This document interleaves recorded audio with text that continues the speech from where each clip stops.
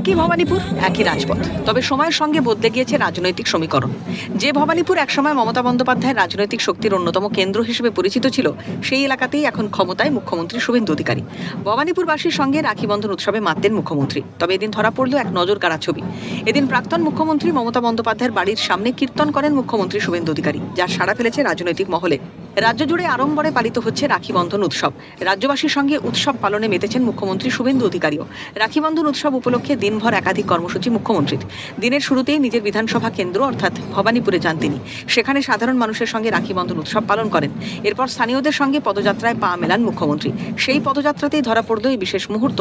এদিন মুখ্যমন্ত্রীর সঙ্গে উপস্থিত ছিলেন শিল্পমন্ত্রী তাপস রায়, বিধায়ক পাপিয়া অধিকারী সহ অন্যান্যরা। इस बार रक्षाबंधन पूरा पश्चिम बंगाल में सरकारी ओर से भी पालित हो रहा है 4000 स्थान। मैं शुरुआत किया यहाँ अम्बेडकर कॉलोनी, ये कलकत्ता कॉरपोरेशन के अंदर आती है और मेरा क्षेत्र भी है। একসময় যে রাস্তা ছিল মমতা বন্দ্যোপাধ্যায়ের শক্তির প্রতীক, আজ সেখানেই শুভেন্দু অধিকারীর পদযাত্রা। রাখির দিনে তাই ভবানীপুরের এই ছবি শুধু উৎসবের নয়, বদলে যাওয়ার সময়েরও প্রতিচ্ছবি। ক্যামেরায় জাকির সিং এর সঙ্গে রেশমি দাসের রিপোর্ট, ক্যালকাটা নিউজ।